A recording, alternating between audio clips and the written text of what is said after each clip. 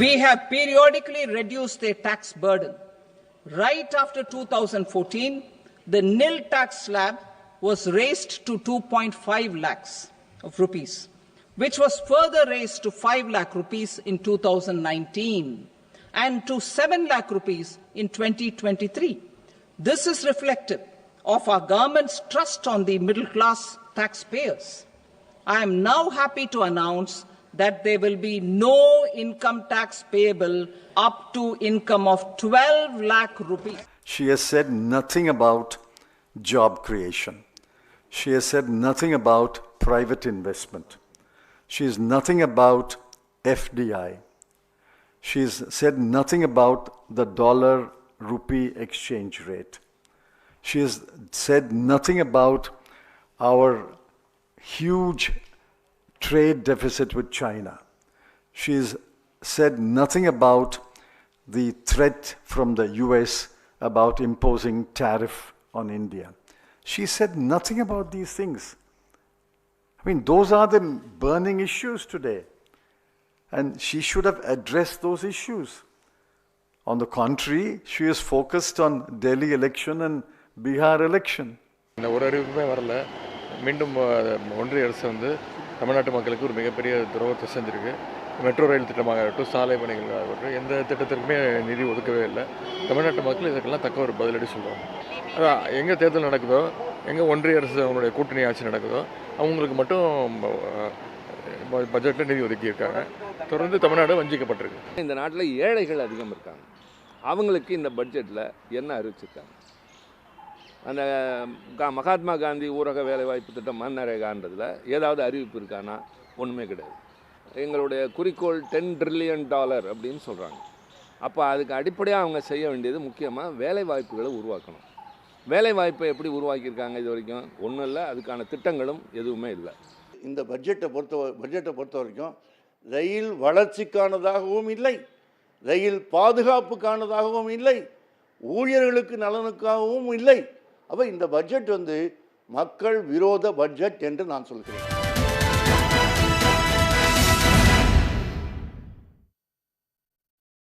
வணக்கம், இது கேள்விக்களம்.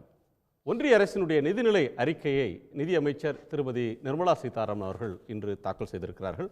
இது நடுத்தர வர்க்கத்தினருக்கு ஒரு வரி சலுகை, வருமான வரியில் ஒரு சலுகை அறிவிக்கப்பட்டிருக்கிறது.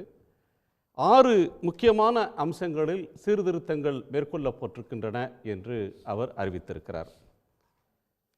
நகர்ப்புற மேம்பாடு, நிதி சீர்திருத்தம், சுரங்கங்களில் சீர்திருத்தம், விமான போக்குவரத்தில் மேம்பாடு என்று பல்வேறு அம்சங்கள் சொல்லப்பட்டிருக்கின்றன. நிதியமைச்சர் தாக்கல் செய்த பட்ஜெட்டை உள்துறை அமைச்சர் அமித்ஷா, பிரதமர், தமிழ்நாட்டுடைய ஆளுநர் வளர்ச்சிக்கு வழிவகுக்கக்கூடிய உந்து சக்தியாக இருக்கக்கூடிய பட்ஜெட் என்று புகழ்ந்திருக்கிறார்கள். தமிழ்நாட்டினுடைய முதலமைச்சர் கடும் கண்டனத்தை தெரிவித்திருக்கிறார். ஓர வஞ்சனை நடந்திருக்கிறது, தமிழ்நாடு முற்றிலுமாக புறக்கணிக்கப்பட்டிருக்கிறது என்பது அவருடைய கருத்து. திமுக கூட்டணி கட்சிகள் மட்டுமல்லாமல் எதிர்க்கட்சியான அஇஅதிமுக, அதிமுகவோடு கூட்டணியில் இருக்கக்கூடிய தேமுதிக, பாஜகவில் கூட்டணியில் இருக்கக்கூடிய பாமக, புதிதாக கட்சி தொடங்கியிருக்கிற தாவேகா, இந்த கட்சிகள்லாம் கூட தமிழ்நாடு புறக்கணிக்கப்பட்டிருக்கிறது. பீகாருக்கு அறிவித்திருக்கிறார்கள், தமிழ்நாட்டுக்கு ரயில்வே திட்டங்களோ வளர்ச்சி திட்டங்களுக்கான தேவைகளுக்கான ஒதுக்கீடுகளோ நெடுஞ்சாலை திட்டங்களோ அறிவிக்கப்படவில்லை என்று குற்றம் சாட்டியிருக்கிறாங்க. இது சார்ந்து நாம் விரிவாக உரையாட இருக்கிறோம். நம்மோடு மார்க்சிஸ்ட் கம்யூனிஸ்ட் கட்சியினுடைய மூத்த தலைவர் திரு கனகராஜ் அவர்கள், வழக்கறிஞர் திரு அக்னீஸ்வரன் அவர்கள், பாஜகவினுடைய செய்தி தொடர்பாளர் திரு ஸ்ரீகாந்த் கருணேஸ் அவர்கள், காங்கிரஸ் கட்சியின் செய்தி தொடர்பாளர் திரு ஆனந்த் சீனிவாசன் அவர்கள், இந்திய தொழில் முனைவோர் சங்கத்தினுடைய திரு ரகுநாதன் அவர்கள் இருக்கிறாங்க. இவங்களோட சுமந்த் சி ராமன் டாக்டர் இணைய இருக்கிறாங்க. அனைவருக்கும் வணக்கம். நான் திரு ஆனந்துடைய முதற் பார்வையை பார்க்கணும். ஒரு 2 நிமிஷத்துக்குள்ள இந்த பட்ஜெட்டுடைய சிறப்பு அல்லது பட்ஜெட் மீதான விமர்சனத்தை சொல்லுங்க. பணக்காரங்களுக்கான பட்ஜெட் இது. 7லேருந்து 12 லட்சம் ரூபா சம்பாதிக்கிறவங்களுக்கு நல்ல பட்ஜெட்டு, 12 லட்சத்துக்கு மேலே சம்பாதிக்கிறவங்களுக்கு அரிய பட்ஜெட், ரொம்ப அருமையான பட்ஜெட்டு. ஆனந்த் ஸ்ரீனிவாசனுக்கு ரொம்ப நல்ல பட்ஜெட்டு. ஆனந்த் ஸ்ரீனிவாசன் நன்றி சொல்லிக்கிறேன். அம்மையாருக்கும் பிரதான் மோடிக்கும் என்ன மாதிரி ஆட்களுக்கு 2லேருந்து 3 லட்சம் ரூபா வரைக்கும் லாபம். ஆனால் காமன் மேனுக்கு இதில் ஒன்றுமே கிடையாது. 1 லட்சம் ரூபாய்க்கு மேலே சம்பாதிக்கிறவங்க இந்தியாவில் விரலுட்டு எண்ணி ஒரு 20லேருந்து 25 லட்சம் பேர் இருப்பாங்க. அவங்களுக்கு அருமையான பட்ஜெட்டு. 7லேருந்து 12 லட்ச ரூபா சம்பாதிக்கிறவங்க 1.5 கோடி பேர் இருப்பாங்க. இது கவர்மெண்ட்டோட ரெக்கார்ட்ஸை வச்சு சொல்கிறேன். நான் கவர்மெண்ட்டோட டேக்ஸ் ரெக்கார்ட்ஸை வச்சு சொல்கிறேன். அந்த 1.5 கோடி பேருக்கு இது அருமையான பட்ஜெட்டு. இதை போய் நீங்கள் மிடில் கிளாஸுன்னு சொன்னால் அசிங்கம். இந்தியாவோட மீடியன் இன்கம் 15,000, ஆவரேஜ் இன்கம் 30,000. நீங்கள் எப்படி 30,000த்தையும் 1 லட்ச ரூபாவையும் கணக்கு போட்டு பார்ப்பீங்க? நீங்கள் எந்த ஆர்கனைசேஷன் பார்த்தாங்களும் சாஃப்ட்வேர் பெரிய கம்பெனியை விட்டுட்டு ஒரு டாப் 10% கூட 1 லட்ச ரூபா சம்பளம் வராது. நீங்கள் 142 கோடி பேருக்கு 1 கோடி 1.5 கோடி பேருக்கு மட்டும் டேக்ஸ் ரிலீஃப் கொடுத்துட்டு கன்சம்ஷன் ஜம்ப் ஆகும் அப்படின்னு சொல்கிறது தவறு. அவங்கள்ட்ட 1 லட்சம் கோடி இருந்தது. அது இது வந்து ஏழைகளுக்கோ மிடில் கிளாஸ்க்கோ கூட இதில் பலர் இல்லை. பணக்காரர்களுக்கு வருஷத்துக்கு 12 லட்சத்துக்கு மேலே சம்பாதிக்கக்கூடிய பணக்காரங்களுக்கான பட்ஜெட் அப்படின்றது உங்களுடைய விமர்சனம். ரைட். திரு ராகுல் காந்தி எதிர்க்கட்சி தலைவர் என்ன கருத்து சொல்லியிருக்காருன்னா, குண்டு காயத்துக்கு பேண்டேஜ் போட்டிருக்கிறாங்க அப்படின்னு சொல்லியிருக்கிறாரு. இந்த ஆட்சியாளர்களுக்கு புதிய சிந்தனை இல்லை, சிந்தனை வறட்சி, பேங்க்ரப்ட் ஆயிட்டாங்க, ஐடியாஸ் இவங்களுக்கு இல்லை அப்படின்னு சொல்றாங்க. எந்த அடிப்படையில் சார்? இந்த பட்ஜெட்டில் தான் நான் சொல்ல வந்தேன். 1 லட்சம் கோடி இருக்குன்னு சொன்னாங்க. அந்த 1 லட்சம் கோடியை நீங்கள் என்ன பண்ணியிருக்கணும்? எங்களை மாதிரி ஆட்களுக்கு கொடுக்காம நீங்கள் என்ன பண்ணியிருக்கணும்? அதை பெட்ரோல் விலை, டீசல் விலையில் எக்ஸைஸ் டியூட்டியை கட் பண்ணியிருந்தீங்கன்னா நாளைக்கே ஆட்டோக்காரன், ராப்பிடோ ஓட்டுறவன், ஊபர் ஓட்டுறவன், ஒரு ஏஸ்20 ஓட்டுறவன், 2 வீலருக்கு பெட்ரோல் போடுறவன், டிவிஎஸ் 50க்கு பெட்ரோல் போடுறவன்லாம் பெனிஃபிட்டு, எனக்கும் பெனிஃபிட்டு. அந்த பணத்தை மக்கள் உடனே செலவு பண்ணியிருப்பாங்க, எக்கானமி வளர்ந்துருக்கும். பிரதமருக்கு ரொம்ப நெருக்கமாக இருக்கிற A2ங்கிற கம்பெனி, ரிலையன்ஸ் அப்படிங்கிறவங்க ஹாப்பி ஹவர்ஸ் அப்படிங்கிற டிஸ்கவுண்ட்டில் 3லேருந்து 5 ரூபாய்க்கு பெட்ரோலை கம்மியாக விற்கிறாங்க சில மாநிலத்தில். அதே மாதிரி பல்காக நீங்கள் டீசல் வாங்கினீங்கன்னா 10 ரூபா கம்மி பண்ணுறாங்க. இதே மாதிரி ரஷ்யன் கம்பெனி நைராங்கிறவங்களும் இதே டிஸ்கவுண்ட்டை கொடுக்குறாங்க. நான் என்ன கேட்குறேன், இவங்களாம் பல ஆயிரம் கோடி லாபம் சம்பாதிக்கிறாங்க. இது மாதிரி சம்பாதிக்கும்போது உங்கள் Indian oil company, Bharat petroleum, Hindustan petroleum ஏன் இந்த 5 ரூபாவை குறைக்க முடியல? அந்த எக்ஸைஸ் டியூட்டியில் இதே 1 லட்சம் கோடிக்கு பதிலாக ஒரு 20 ரூபா குறைச்சிருந்தீங்கன்னா இன்றைக்கி நியாயமான விலையில் 30 ரூபா பெட்ரோல் விலையும் டீசல் விலையும் எல்பிஜி விலை ஒரு 300-400 ரூபா குறைஞ்சிருக்கும். இது குறைஞ்சதுன்னா மக்கள் பணத்தை கம்மியாக யூஸ் பண்ணியிருப்பாங்க, ஸ்பெண்ட் பண்ணியிருப்பாங்க. எம்எஸ்எம்இக்கு என்ன ஸ்கீம் அனௌன்ஸ் பண்ணியிருக்கீங்க? பேங்க்கு கடன் கொடுக்கும் அப்படின்னு ஸ்கீம் சொல்லியிருக்கிறீங்க. கடன் ஒரு பப்ளிக் செக்டர் பேங்க்கும் இன்றைக்கி எல்லாம் லிஸ்டட் பேங்க்கு, ப்ரைவேட் செக்டர் பேங்க்கு, மக்களால் ஓன் பண்ணுற பேங்க்கு. நீங்கள் கவர்மெண்ட் பட்ஜெட்லேருந்து என்ன கொடுக்க போகிறீங்கன்னு சொல்கிறத விட்டுட்டு State Bank of India loan கொடுப்பான், பேங்க் ஆஃப் இந்தியா லோன் கொடுப்பான், பிஓபி லோன் கொடுப்பாங்கன்னு பேசிகிட்டு இருக்கீங்க. ஒரு பட்ஜெட்டுங்கிறது ஒரு வருஷத்துக்கு வேணுங்கிற ஆண்டோட கணக்கு. ஃபுல்லாக மேடம் பேசினது 5 வருஷத்தில் நான் பண்ணுவேன், 10 வருஷத்தில் பண்ணுவேன், 6 வருஷத்தில் பண்ணுவேன்னு. 80 நிமிஷம் பேசினதில் ரயில்வேங்கிற ஒரு வார்த்தை கூட பேசலை, டெலிகாம் அப்படின்னு ஒரு வார்த்தை பேசலை. பவருக்கு என்ன சொன்னாங்க? ஸ்டேட்டுக்கு நாங்கள் கடன் கொடுப்போம். எப்படி கொடுப்பீங்க? அவங்க கடன் கம்மியாக வாங்கினா அவங்களுக்கு நாங்கள் இன்ஃப்ராஸ்ட்ரக்சருக்கு கடன் கொடுப்போங்கிறத தவிர பவரை பற்றி ஒரு வார்த்தை கிடையாது. ரோடு அப்படிங்கிறது ஒரு வார்த்தை கிடையாது. அப்போ எங்கே அந்த 10,80,000 கோடி நீங்கள் கேபிட்டல் இன்ஃப்ராஸ்ட்ரக்சரில் செலவு பண்ண போகிறத எங்கே செலவு பண்ண போகிறீங்க? ஒரு வார்த்தை பேசி எதை கேட்டாலும் அனெக்ஸ்டரில் படின்னா எதுக்கு அனெக்ஸ்டர்? அப்போ எதுக்கு நீங்கள் எழுந்து பேசணும்? பட்ஜெட்டை அனெக்ஸ்டராக ரிலீஸ் பண்ணிட்டு போயிடுங்களேன். எல்லாமே 5 வருஷம். 10 வருஷத்துக்கு முன்னாடி சொன்னாங்க 6 வருஷத்தில் இந்தியா பருப்பு எக்ஸ்போர்ட் பண்ணணுன்னு பேசினாங்க இந்த மேடம் காமர்ஸ் மினிஸ்டராக. இன்றைக்கி என்ன சொல்கிறாங்க? டிமாண்ட் ஏறிடுச்சு, இன்னொரு 5 வருஷம் கழித்து பார்க்கலாங்கிறாங்க. சிம்பிள் ஒரு ஃபேக்ட் கோட் பண்ணுறேன். 2014 இந்தியாவோட டோட்டல் டெக்ஸ்டைல் எக்ஸ்போர்ட் $15 பில்லியன். அன்னிலேருந்து இன்றைக்கி 10 வருஷம் கழித்து $14.5 பில்லியன், $500 மில்லியன் உங்கள் டெக்ஸ்டைல் எக்ஸ்போர்ட் குறைஞ்சிருக்கு. ஆக்சுவலாக இன்ஃப்ளேஷன் கணக்கு போட்டிருந்தீங்கன்னா டாலரில் அதே லெவலில் இருக்கிறதுக்கு $28 பில்லியன் நீங்கள் எக்ஸ்போர்ட் பண்ணியிருக்கணும். இது மாதிரி நீங்கள் இப்போ டெக்ஸ்டைல் எக்ஸ்போர்ட்டில் கவனிச்சிருந்தீங்கன்னா பங்களாதேஷில் இருக்கிற ப்ராப்ளமை நீங்கள் எக்ஸ்ப்ளாய்ட் பண்ணி இன்றைக்கி திருப்பூர், ஈரோடு, கரூர் எல்லா இடத்துலையும் லாபம் வந்திருக்கும். இந்த ஊர்லலாம் ஒரே காட்டன் ஷார்ட்டேஜ். இன்றைக்கி காட்டன் ஷார்ட்டேஜ் அட்ரஸ் பண்ணுங்கன்னா குஜராத்தில் நாங்கள் புது காட்டன் சீடு கொடுப்போம். இன்றைக்கி சீடு கொடுத்து 4 வருஷம் கழிச்சு காட்டன் வந்து அதை தமிழ்நாட்டில் கொண்டு வந்து நம்ம டிஷர்ட் ரெடி பண்ணுவோம். அது 25-26 பட்ஜெட்டில் சொல்லுவாங்க. என்ன சொன்னாங்க? I rise before you to present the budget for 25-26. இன்றைக்கி நீங்கள் புது சீடு கொடுத்து அவன் ஒரு காட்டன் ட்ரீ வளர்த்து காட்டன் லாங் ஸ்டேப்பிள் கொண்டு வந்து அது திருப்பூர், ஈரோடுக்கு வந்து 1 வருஷத்தில் அது இப்போ டிஷர்ட்டாக மாறி போயிடும். ஏன் மற்றவங்களுக்கெல்லாம் ஒன்றுமே தெரியாதா? டெக்ஸ்டைலுக்கு ஒன்றும் கிடையாது, லெதர் குட்ஸ் மேனுஃபேக்சர் பண்ணுறதுக்கு ஒன்றும் கிடையாது, எம்எஸ்எம்இ இண்டஸ்ட்ரிக்கு ஒன்றும் கிடையாது. ஐடியில் பாருங்கள், நம்ம ஐடி சூப்பர் பவர் ஆக்கினார் மாண்புமிகு மன்மோகன் சிங். நீங்கள் வந்து இன்றைக்கி சைனா வந்து டீப் சீக்குன்னு ஒரு ஆர்டிஃபிஷியல் இன்டெலிஜென்ஸே க்ரியேட் பண்ணிட்டான். நீங்கள் இன்றைக்கி சொல்கிறீங்க 4 சென்டர் போடுவீங்கன்னு. அதான் இப்போ மெட்ராஸ், மதுரையில் ஏற்கனவே இந்த கடந்த 10 ஆண்டுகளில் நிறைய மிஸ் பண்ணிட்டாங்க ஆப்பர்ச்சுனிட்டிஸை.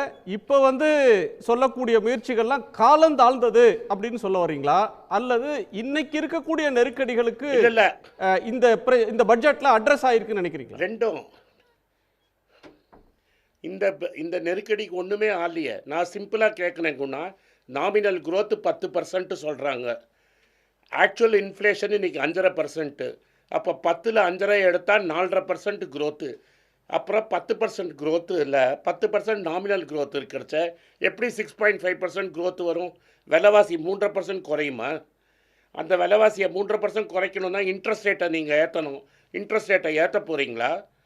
கன்சம்ஷன் குறைஞ்சிருச்சு, ப்ரைவேட் இன்வெஸ்ட்மெண்ட் குறைஞ்சிருச்சு, ஆனால் growth மட்டும் இருக்குதுன்னு சொல்கிறீங்க. இவங்களுக்கு அட்வைசராக இருந்த அரவிந்த் சுப்ரமணியம் என்ன சொல்கிறாரு? இந்த growth நம்பர்ஸ் எல்லாம் போதி, இந்த growth மேலே நம்ப முடியாதுன்னு நேற்று கரண் தாப்பருக்கு ஒரு இன்டர்வியூ கொடுத்துருக்காரு. ஓகே ஓகே, நான் பிஜேபியோட கருத்தை கேட்டு வந்துடுறேன். திரு ஸ்ரீகாந்த் கருணேஷ் அடுக்கடுக்கான விமர்சனங்களை முன் வச்சிருக்காங்க. தமிழ்நாட்டில் இருக்கிற எல்லா கட்சிகளும் சொல்லியிருக்கிற ஒன்லைன், தமிழ்நாட்டுக்கு இதில் எதுவுமே இல்லை, பீகார் சென்ட்ரிக்கா டெல்லி சென்ட்ரிக்கா தேர்தலுக்காக பண்ணியிருக்கிறாங்க. ஒரு பீகார் பட்ஜெட்டை போய் டெல்லியில் வாசித்தது மாதிரி இருக்குது. தமிழ்நாட்டுக்கு தொடர் புறக்கணிப்புன்னு முதலமைச்சர், துணை முதலமைச்சர், எதிர்க்கட்சி தலைவர், புதிதாக கட்சி தொடங்கினவங்க எல்லோரும் சொல்கிறாங்க, இன்க்ளூடிங் கூட்டணி கட்சி. அனைவருக்கும் வணக்கம். அதாவது எதிர்க்கட்சியாக நம்ம மற்றவர்கள் சொல்கிற கருத்தை எல்லாம் பொருட்படுத்தாமல் உண்மை என்ன என்பதை நம்ம அலசி ஆராய்ந்தோம் என்றால் நமக்கே வெளிப்படையாக தெரியும். இந்தியா சுதந்திரமடைந்த காலத்திலேருந்து இப்போ வரைக்கும் மிகவும் குறைந்தபட்ச அளவிலேயே தான் மிடில் கிளாஸ் அப்படின்னு சொல்கிற மக்கள் வந்து பட்ஜெட்டில் வந்து பலனடைஞ்சிருக்காங்க. முதல் முறையாக இந்திய வரலாற்றிலேயே சுதந்திரமடைந்த காலத்திலேருந்து இது வரைக்கும் இவ்வளவு பெரிய வருமான வரி விலக்கு கொடுக்கப்பட்டதில்லை.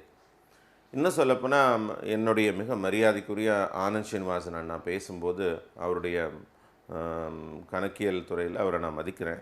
பட் இருந்தாலும் அவர் சார்ந்திருக்கிற கட்சியின் சார்பாக பேசுகிறதுனால அவர் மனசில் படுற குறைகளை மட்டும்தான் வெளிப்படுத்தியிருக்கிறார் தவிர அவர் உள்ள சந்தோஷப்படுற வரவேற்பெல்லாம் அவர் சொல்லலை. ஏன்னு கேட்டால் நீங்கள் பார்த்தீங்கன்னா இன்றைக்கி வந்து நடுத்தர வர்க்கத்தினர் கிட்டத்தட்ட இந்தியாவில் வந்து சம்பாதிக்கிறவங்க வந்து 59% பேர் இருக்காங்க, அதுக்கு மேலே இருக்காங்க. புள்ளிகள் நான் சொல்ல எனக்கு தெரியல, அதனால் 59.65 அந்த மாதிரி இருக்குது. அதாவது இந்திய மக்கள்லாம் கிட்டத்தட்ட 60% பேருக்கு வந்து இதனால் பலன் கிடைக்க போகுது. வருமானம், சம்பளம் வாங்குறவங்களுக்கெல்லாம் பலன் கிடைக்க போகுது. இன்றைக்கி இளைஞர்கள் எல்லாம் ஐடி கம்பெனியில் மிக எளிமையாக மாதம் 1 லட்ச ரூபா சம்பாதிக்கிற அளவுக்கு அவங்கெல்லாம் உயர்ந்திருக்கிறார்கள், சம்பளம் உயர்ந்திருக்கிறது. அப்படி இருக்கும்போது அவர்கள்லாம் வந்து வளர்ச்சியை நோக்கி போகிறதுக்கு இது உதவியாக இருக்கும். இன்னும் சுருக்கமாக நான் விரைவாக சொல்லணும்னு நினைக்கிறேன், ரொம்ப புள்ளி விவரங்கள் சொல்லி போரடிக்க விரும்பலை. அதாவது இத்தனை நாள் வந்து இன்கம் டேக்ஸில் வந்து எக்ஸம்ஷன் ஒரே ஒரு செல்ஃப் அக்வயர்ட் ப்ராப்பர்ட்டின்னா ஒரு வீடு தான் கொடுத்தாங்க. இப்போ வந்து 2 வீட்டுக்கு அதை கொடுத்துருக்குறாங்க. 12.7 ஸ்டாண்டர்ட் டிடக்ஷன் ஆட் பண்ணிங்கன்னா 12,75,000 ரூபாய் வரைக்கும் ஆண்டு வருமானம் இருப்பவர்களுக்கு 0 தான் வரி. அதுக்கு மேலே இருக்கவங்களுக்கு தான் அதுக்கப்புறம் வரி வரப்போகிறது. நீங்கள் நல்லா பார்த்தீங்கன்னா 1970 முதல் முறை ஒரு பெண், மதிப்புக்குரிய இந்திரா காந்தி அம்மையார் வந்து பட்ஜெட் தாக்கல் செஞ்சாங்க இதே நாடாளுமன்றத்தில்.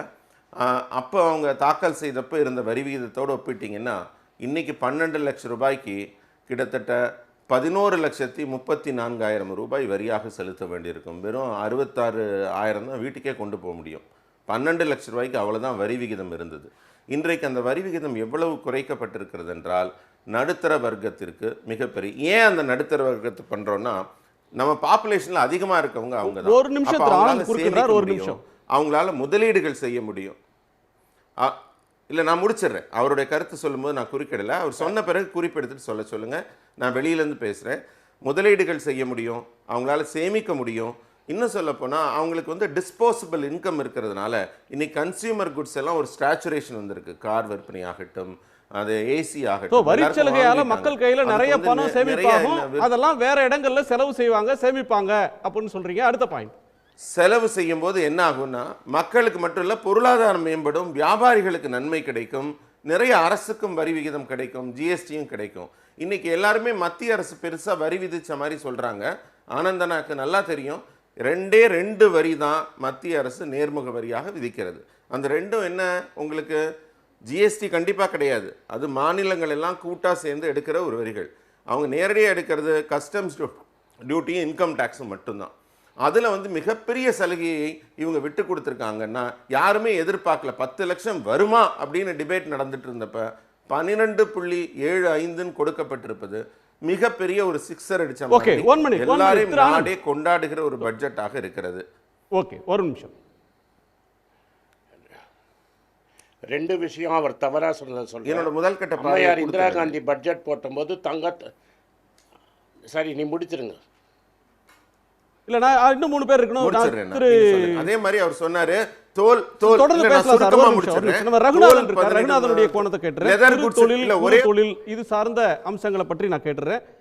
திரு ரகுநாதன், நிறைய அறிவிச்சிருக்கிறாங்க சிறு குறு தொழில்களுக்கு, குறிப்பா கிரெடிட் கேரண்டி அப்படின்னு கடன் உத்தரவாதத்தை எம்எஸ்எம்இக்கு கடுமையாக உயர்த்தி இருக்கிறாங்க.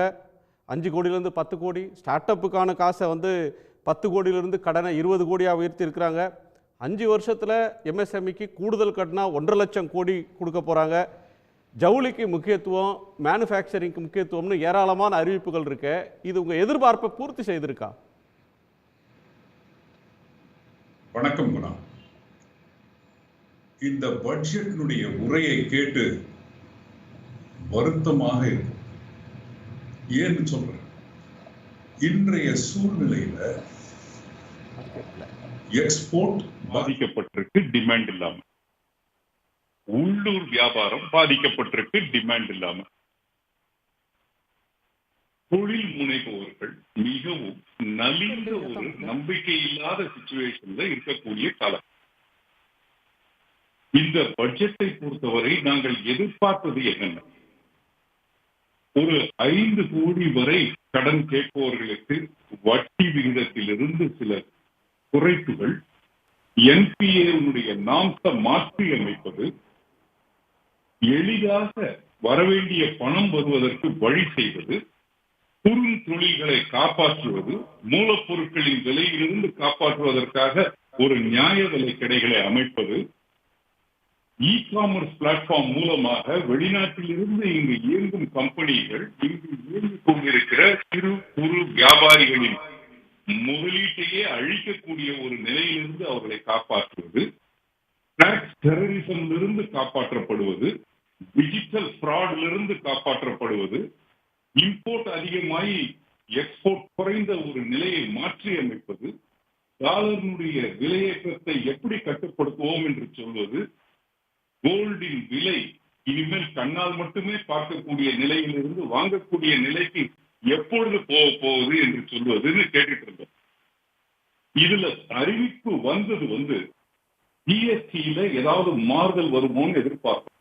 ஆரம்பித்த பொழுது ஜிஎஸ்டி ஒரு நேஷன் ஒரு டாக்ஸ் என்று இருந்த நிலை மாறி 7 வருடங்கள் கழித்து ஒரு பொருள் பல வரிகள் என்று மாறிவிட்டது.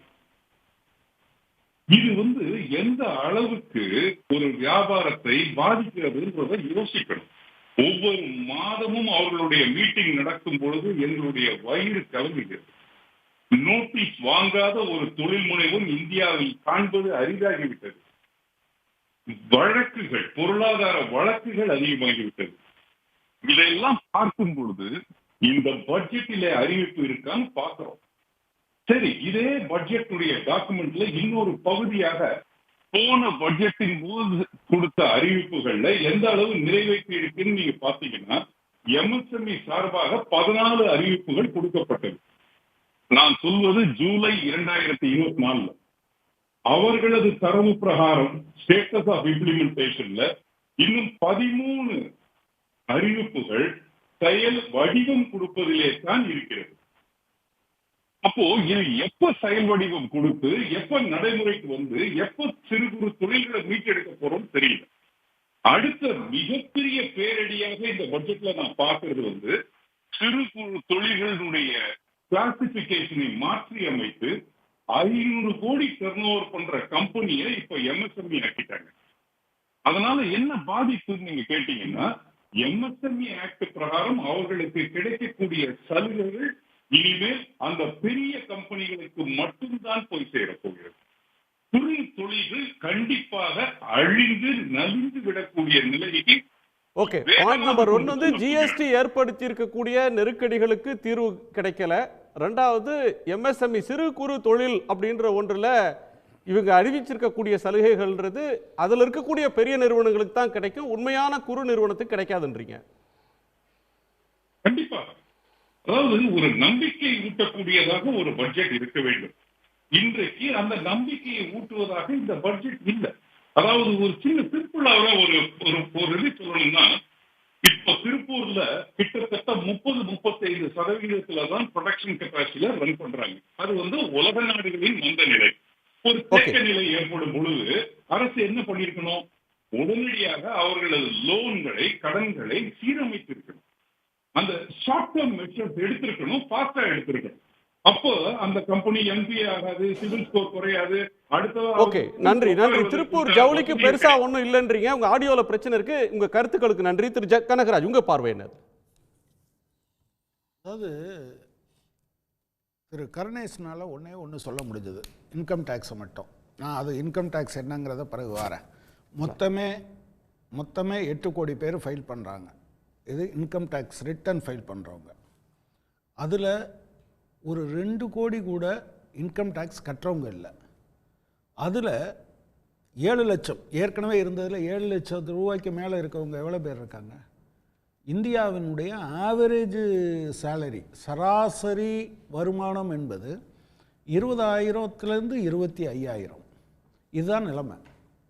அப்போ என்ன பிரச்சனை இருக்குது அப்படின்னா, இப்போ உதாரணமாக சாம்சங் அவங்க காஸ்ட் ஆஃப் த கம்பெனின்னு போடும்போது 48,000 வாங்குகிற 4 பேரையும் சேர்த்துருந்தாங்க. அதெல்லாம் கீழே இருந்தது. 50,000ன்னு வச்சாட்டா கூட அவங்க 6 லட்சத்தில் கீழே தான் வருவாங்க. சாம்சங் மாதிரியான ஒரு மல்டிநேஷ்னல் கம்பெனியில் வேலை பார்த்தா 1,700 பேரை 7 லட்சம் வாங்கலை. எங்கே இருந்து இவங்க சில கோடிகளை சொல்கிறாங்கன்னு எனக்கு தெரிய மாட்டேங்குது. சொல்கிறது சாஃப்ட்வேரில் 1 லட்சம் ரூபா சம்பளம் வாங்குறாங்க. எவ்வளோ பேர் எங்கேயாவது காங்கிரீட்டாக டீட்டெயில் சொல்லுங்கள். இங்கே இருக்கக்கூடிய ஏதாவது ஒரு நிறுவனத்தை எடுத்துக்கொண்டு எத்தனை சதவீதம் அதில் வாங்குறாங்க? நீங்கள் இந்தியாவில் வேலை பார்க்குறதுல கிட்டத்தட்ட 96% எங்கே வேலை பார்க்குறாங்க சார்? நீங்கள் இது சொன்னால் கூட வருமான வரி சலுகை அறிவிக்கப்படுமா, உச்ச வரம்பு உயர்த்தப்படுமான்னு ஒவ்வொரு பட்ஜெட்லேயும் மக்கள் எல்லா டைம் ஒரு இது கொடுக்குறாங்க. இல்லை, அதைத்தான் நான் சொல்கிறேன். அது என்னன்னா, நீங்கள் அதில் ஒரு காரணம் இருக்குது. ஆகஸ்ட் 2, 2024 லோக்நித் சிஎஸ்டிஎஸ் சர்வேயை பேஸாக வச்சு ஒரு கட்டுரை ஹிந்துவில் வருது. அது என்ன சொல்லுதுன்னா, மிடில் கிளாஸ் எப்படி பிஜேபியிலேருந்து விலகி போச்சுன்னு சொல்லி. அதில் ஹையர் இன்கம் குரூப் எவ்வளவு அதிகமாக வெளியே ஏறி போயிருக்காங்க. ஸோ அதை அட்ரஸ் பண்ணுறதுக்காக ஒரு சின்ன மினிஸ்கூல் மைனாரிட்டிக்கு அதை கொடுத்துருக்காங்க. நான் என்ன கேட்குறேன், உங்கள் சர்வே என்ன சொல்லுது? கோவிட்டுக்கு முந்தைய சம்பள விகிதத்தை விட குறைந்திருக்குன்னு எக்கனாமிக் சர்வே சொல்லுது. கோவிட்டுக்கு முந்தையதை விட குறைஞ்சிருக்குன்னு சொல்லுது எக்கனாமிக் சர்வே. உங்கள் எக்கனாமிக் சர்வே தானே சொல்லுது, வேறு கவர்மெண்ட்டு கொடுத்ததா? ஸோ நுகர்வு குறைந்திருக்குன்னு சொல்கிறாங்க, கன்சம்ஷன் குறைஞ்சிருக்கு, பெரும்பகுதி மக்களுடைய வாங்கும் சக்தி குறைஞ்சிருக்கு, வேலையில் காசு இல்லை, காசு இல்லை, வேலையின்மை அதிகரிச்சிருக்கு, சம்பளம் ஒட்டுமொத்தமாக குறைஞ்சிருக்கு, பணவீக்கம் அதிகரிச்சிருக்கு, குறிப்பாக உணவு பணவீக்கம் அதிகரிச்சிருக்கு, விலைவாசி ஏறிடுச்சு. ஓகே, இந்த விஷயங்களை சொல்வதற்கு எங்கேயாவது போட பார்த்துட்டு அண்ணன் எப்படி உணவுல வந்து பொருளாதார மந்த நிலைங்கிறாருன்னு புரியல எனக்கு. உணவு ஸ்விக்கியும் ஜொமேட்டோவும் அவங்கவுங்க ஆயிரக்கணக்கான கோடி பண்றாங்க, நீங்க மந்த நிலைங்கிறீங்க. எப்படி முழுக்க தவறான தகவல் எப்படி தரீங்க? இல்ல உணவு பணவீக்கம் இருக்கிறதுலே உணவு பணவீக்கம், அதாவது உணவுப் பொருட்களுடைய விலைவாசி 10% அதிகமாக உயர்ந்திருக்கிறது என்பதை ஆர்பிஐ சொல்லியிருக்கு, கவர்மெண்ட் சொல்லியிருக்கு. மொத்த பணவீக்க விகிதத்தில் உணவு பணவீக்கம் தான். எவ்வளவு வளருது? மக்கள் வாங்கும் சக்தி இருக்கு இல்லையா? மக்கள் வாங்கும் சக்தி குறைஞ்சிருக்குன்னு இல்ல திரு கருணேஷ், வார்த்தைக்கு வார்த்தை பதில் சொல்லாதீங்க. நீங்க சொன்னதெல்லாம் நான் கேட்டுட்டு இருந்தேன். எக்கனாமிக் சர்வேல வாங்கும் சக்தி அதிகரிச்சிருக்குன்னு சொல்லியிருக்கா? எடுங்க நீங்க கொடுக்குற டாக்குமெண்ட்டையும் பேச மாட்டீங்க, லாஜிக்கலாகவும் திங்க் பண்ண மாட்டீங்க. நீங்களா ஒரு கற்பனையிலிருந்து சொல்லுவீங்க, அதை நான் கேட்டுக்கிட்டே இருக்கணுமா? மாநிலங்களுக்கான நிதியில போன தடவை ஒதுக்கல 1,12,000 கோடியை கொடுக்கல. 1,12,000 கோடி மொத்தமா ஒதுக்கீடு பண்ணதுலயே அதுல நீங்க என்னன்னா ஒரு 90,000 கோடி அது எதுக்கு கொடுக்க வேண்டியதுன்னா அந்த வரி பங்கீட்டில் கொடுக்க வேண்டியதை கொடுக்காம வச்சுருக்காங்க. ஒரு 22,000 கோடி ஃபினான்ஸ் கமிஷன் கொடுத்ததில் கொடுக்காம வச்சுருக்காங்க. இதை எந்த கணக்கில் செய்வீங்க? உணவு மானியம் இந்த தடவை குறைச்சிருக்கீங்க, எரிபொருள் மானியம் குறைச்சிருக்கீங்க. எம்என்ரேகா போன பட்ஜெட்டுக்கு முந்தைய பட்ஜெட்டில் 81,154 கோடி, இப்போ 86,000 கோடி. 100 நாள் வேலை கொடுக்கணும்னா 3 லட்சம் கோடி வேணும். கிராமப்புற பொருளாதாரம் வீழ்ந்து கிடக்குதுன்னு சர்வே சொல்லுது. அதுக்கு தகுந்த மாதிரி கொடுத்துருக்கணுமா இல்லையா? எஸ்சி எஸ்டி சப்ளானில் 15%, 7.5% கொடுக்கணும். எந்த கவர்மெண்ட்டும் கொடுக்கலைங்கிறத நான் ஒத்துக்கிறேன். சுதந்திரம் அடைஞ்சதுலேருந்து பட்ஜெட்டில் அவ்வளவு கொடுக்கலைன்னா. ஆனால் இந்த ஒட்டுமொத்த காலத்திலும் எஸ்சிக்கு இந்த பட்ஜெட்டில் ஒதுக்குனது, அதாவது பட்டியல் இனத்தவருக்கு ஒதுக்குனது வெறும் 3.4%, போன தடவை விட குறைவு. எஸ்டிக்கு ஒதுக்கி இருக்கிறது 2.6%, அதுவும் போன தடவை விட குறைவு. வடகிழக்கு மாநிலங்களுக்கு ஒதுக்குனதில் 13,000 கோடி ரூபாய் இந்த தடவை குறைவு. குழந்தைகள் நலனுக்கு கொடுத்தது குறைவு. எதில் கூடியிருக்குன்னு ஏதாவது ஒன்று சொல்லுங்க. வர்றதுல வட்டி மட்டும் எவ்வளவு கட்டுறீங்க தெரியுமா? கவர்மெண்ட் தன்னோட ஸ்பெண்டிங்கை குறைக்காது, கேபெக்ஸ் மூலதன செலவை தொடர்ந்து செஞ்சுட்டே இருப்போம்னு நிதியமைச்சர் அறிவிச்சிருக்காங்க. இல்லை, நீங்க நம்பர் தானே சார் பேசும். நீங்க அந்த நம்பரையே ஒழுங்கா பண்ணலைன்னு சொல்லுது இது. நீங்க மாநிலங்களுக்கு கொடுக்க வேண்டியதில் 1,12,000 கோடியை நீங்கள் செலவழிக்கவில்லைன்னு அதே ஃபினான்ஸ் மினிஸ்டர் சொல்லியிருக்காரு. இங்கே ஒன்றும் ஏஐ ஆர்டிஃபிஷியல் இன்டெலிஜென்ஸ் செயற்கை நுண்ணறிவில் உருவாக்கப்பட்ட ஒருத்தர் அங்கே பேசலையே, பட்ஜெட்டை இன்னொருத்தர் பேசலையே, பேப்பர்ஸில் இருந்து ரெக்கார்டில் இருந்து நீங்கள் பேசணும். அப்படி சொன்னீங்க. இதில் வட்டிக்கு 20%, மாநிலங்களுக்கு 22%, மத்திய திட்டங்களுக்கு 16%. மத்திய திட்டங்களுக்கு கொடுக்கறத நீங்கள் முழுமையாக கொடுக்கறது இல்லை அப்படிங்கிறது ஒன்று. விவசாயிகளுக்கு என்ன இந்த திட்டத்தில் இருக்குது? இப்போ எம்எஸ்எம்இ கூட பெருசாக 1.5 லட்சம் கோடின்னு பார்த்தீங்கன்னா நீங்கள் பெருசாக தெரியும். அது எத்தனை வருஷத்துக்கு? 5 வருஷத்துக்கு. அப்போ ஒரு வருஷத்துக்கு எவ்வளவு? 30,000 கோடி. எவ்வளோ பேர் இருக்காங்க? நீங்கள் ஜனவரி 1 அன்னைக்கு கணக்குப்படி என்ன சொல்கிறாங்க அப்படின்னு சொன்னால் 5,70,00,000 பேர் எம்எஸ்எம்இயில் இருக்காங்க. நீங்கள் 10 கோடி ரூபா கொடுக்கலான்னு சொன்னீங்கன்னா 3,000 பேருக்கு மேலே வருஷத்துக்கு கொடுக்க முடியாது. ஏமாத்து, ஃப்ராடு. நீங்கள் எதை எடுத்துக்கிட்டீங்கன்னாலும் சரிதான். உட்கட்டமைப்புக்கு 1 லட்சம் கோடி மாநிலம். கொஞ்சம் கண்ணியமா பேசுங்க. நீங்க பேசுற எல்லாம் தான் ஃப்ராடுத்தனமா இருக்கு. நீங்க எல்லாத்தையும் பொய்ய மறைச்சு ஃப்ராடுத்தனமா நீங்க பேசுறீங்க. ஒரு அரசாங்கத்தை அப்படி பேசாதீங்க, ஒரு அரசாங்கத்தை அப்படி பேசாதீங்க. எனக்கு நீங்க சொல்லுங்க, விவசாயத்துக்கு எவ்வளவு ஒதுக்கி இருக்காங்க சொல்லுங்க. விவசாயத்துக்கு எவ்வளவு ஒதுக்கி இருக்காங்க சொல்லுங்க. பட்ஜெட்டை படிச்சிட்டு வந்தீங்களா? பட்ஜெட்டை படிச்சிட்டு வந்தீங்களா? விவசாயத்துக்கு ஒதுக்கின தொகை என்ன சொல்லுங்க. விவசாயத்துக்கு ஒதுக்கின தொகை தெரியுமா? 1.5 லட்சம் கோடினா நீங்க 1.5 லட்சம் கோடினா கட்சி 5 ஆண்டுக்கு 1.5 லட்சம் சொல்றாங்க சார். 5 ஆண்டுக்கு 1.5 லட்சம் கோடிங்க. கணேஷ், நீங்க தெளிவா பேசுங்க. மன்னிப்பு கேக்குறேன். நான் சொன்னது தப்புனா நான் உங்ககிட்ட மன்னிப்பு கேக்குறேன். இல்ல, ஒரு நிமிஷம் நிப்பாட்டுங்க. கணேஷ், நான் சொன்னது தப்புனா உங்ககிட்ட மன்னிப்பு கேக்குறேன். இல்லைனா நீங்க ஆமா அண்ணா, நீங்க ரொம்ப பெரியவங்க. நீங்க அப்படி பேசக்கூடாது. 5 வருஷத்துக்கு 1.5 லட்சம் கோடிங்க. விவசாயத்துக்கு ஒதுக்குன தொகை என்ன? 5 விவசாயத்துக்கு என்ன செஞ்சிருக்காங்க? 1,27,000 கோடி. ஒரு நிமிஷம் கணேஷ், ஒவ்வொன்னா வருவோம். இடையில பேசாதீங்க. உங்களுக்கு இதே மாதிரியான 1,27,000 கோடி விவசாயத்துக்கு. ஒரு நிமிஷம். போன வருஷம் எவ்வளவு விவசாயத்துக்கு ஒண்ணு செய்யலங்கறீங்க? 1,27,000 கோடி விவசாயத்துக்கு. நான் போன வருஷத்தை விட 1,00,000 ஃபெர்டிலைசர். நீங்க குறுக்க பேசாதீங்க கருணேஷ். நீங்க இத ஆட்டையை கலைக்கணும்னு பாக்குறீங்க. நான் உங்ககிட்ட MSME பேசிட்டு இருந்தேன் சார். உங்க பாயிண்ட் வந்து சென்ற ஆண்டு பட்ஜெட்ல ஒதுக்குனத விட விவசாயத்துக்கு குறைவு ஒண்ணுமே செய்யலன்னு அப்படியே தாண்டி போறீங்க. கருணேஷ் நிப்பாட்டுங்க. நீங்க நான் கேக்குறதுக்கு பதில் சொல்லுங்க. இல்லைன்னா நீங்க முடிச்ச பிறகு நான் பேசுறேன். நீங்க என்ன சொன்னாலும் நான் சொல்லுங்க, நான் சொல்றேன். நீங்க இப்ப சொல்லுங்க. நீங்க என்ன கேட்டாலும் இந்த பதில் இருக்கு. கேளுங்க, நான் சொல்றேன். 5 ஆண்டுகளுக்கு MSMEக்கு கடன் கொடுப்போம். ரைட். அப்ப ஒரு வருஷத்துக்கு சராசரியா எவ்வளவு? 30,000 கோடியா? 10 கோடி வரை நீங்க கடன் கொடுக்கலாம்னா எவ்வளவு பேருக்கு கொடுக்க முடியும்? 3000 பேருக்கு தானே கொடுக்க முடியும். 5 கோடியே 70 லட்சம் பேர் MSMEல இருக்கிற போது 3000 பேருக்கு கொடுக்கலாம் என்று சொல்வதோ அப்படிதான். இந்த 12 லட்சம்னு சொன்னது மாதிரி இது இருக்கு. நீங்க சொன்னதுல நீங்க விவசாயத்துக்கு ஒட்டுமொத்தமாக ஒதுக்கி இருப்பது போன ஆண்டை விட குறைவா அதிகமா? நீங்க மாநிலங்களுக்கான நிதியில 1,12,000 கோடியை கொடுக்காம வச்சுட்டு குறைச்சிட்டீங்களா இல்லையா? உணவு மானியத்தில் இந்த வருஷம் குறைச்சிருக்கீங்களா இல்லையா? எரிபொருள் மானியம் நீங்க குறைச்சிருக்கீங்கன்னு சொல்றேன், இல்லைன்னு சொல்லுங்க பார்க்கலாம். 3 வருஷத்துக்கு முன்னால கொடுத்த 86,000 கோடியை தான் 89,000 கோடியை விட இந்த ஆண்டு 86,000 கோடி தான் கொடுத்திருக்கீங்க. முக்கியமான துறைகளுக்கு நிதி ஒதுக்கீட்டுல வெட்டு இருக்கு அப்படின்றீங்க. ஆனந்த் குறுக்கிட்டீங்க ஒரு லைன். அப்ப இந்த அவர் சொன்னது கூட கடன் கொடுக்க போறது அரசாங்கம் இல்ல, பப்ளிக் செக்டர் பேங்க். நம்ம டிபேட் பண்ணிட்டு இருக்கிறது 1.5 லட்சம் கோடி கடன் கொடுக்க போறாங்க. கடன் பப்ளிக் செக்டர் பேங்க் கொடுக்க போகுது. அதில் நான் பங்குதாரர், குணா பங்குதாரர், சுமந்த்ராமன் பங்குதாரர். நாங்கள் கடன் கொடுக்குறோம், நாங்கள் வட்டியோட வாங்குறோம். பட்ஜெட்ல என்ன அவுக்க போறீங்க? பட்ஜெட்ல வட்டியை நீங்கள் கொடுக்குறீங்களா? கடனை நாங்கள் கொடுக்குறோம், கடனை நாங்கள் வசூல் பண்ணுறோம் பேங்க்கில்.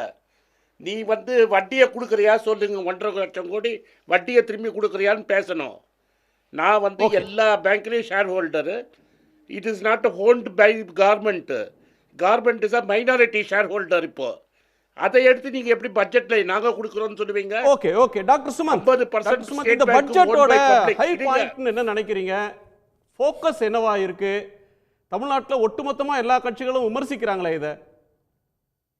இல்ல, நான் முதல்ல இந்த தமிழ்நாடு புறக்கணிக்கப்பட்டிருக்குங்கிறத ஏத்துக்க மாட்டேன். ஏன்னா எல்லா மாநிலங்களும் பீகாரை தவிர புறக்கணிக்கப்பட்டிருக்குன்னு ஏத்துக்கலாம்.